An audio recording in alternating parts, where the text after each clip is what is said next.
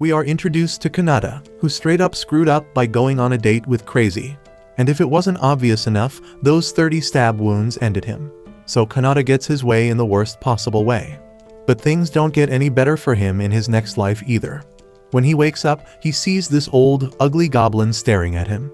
He doesn't get what is going on, but it seems like he has been reborn as one of them. The elder gives him a new name, Goblin. Then the old man shoves a big juicy maggot down his throat for that extra protein. Since Goblin is just a baby, he can't talk or refuse anything.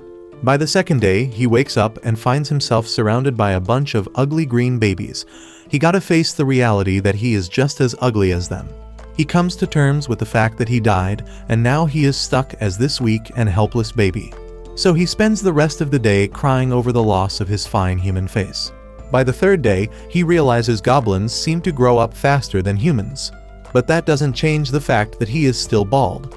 At least he is able to move and talk again now. So even though it ain't ideal, he decides to make the best of this new life and go out to face the world. On day 4, the now mostly grown goblins meet with the elder once more as he's holding a platter of maggots for them. He calls them freeloaders, so from today on, they gotta find their own food. Goblin ain't too thrilled about willingly eating maggots, but it's pure protein, so he gobbles them down regardless. After that, he gotta step out into the big, wide world all by himself. As he leaves the cave, he sees a dope-ass world with all kinds of plants and animals he ain't ever seen before.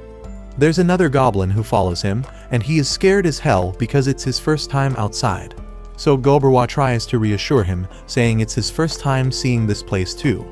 The other goblin is named Goblin, and even though he ain't the brightest, Goblin decides to team up with him for one really important reason: he got them bulky genetics, so he gonna help with the hunting.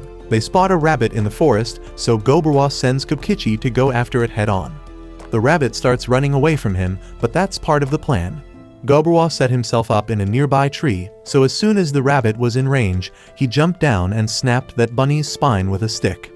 This hunting strategy is hella effective, but once they catch the bunny, Goblin starts getting greedy for more meat.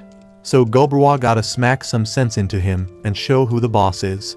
After giving him a solid dose of tough love, Goblin starts prepping the bunny for their dinner. He snaps off the corn, and after checking it out, he realizes he can make a decent weapon out of this thing. Just then, he sees this notification in his head, and he don't know what the hell to make of it because the elder never gave him any tutorial on this. But before he can think too much about it, Goblin all recovered and is ready to chow down on his share of meat. Goblin give in and bring out the meat, and Goblin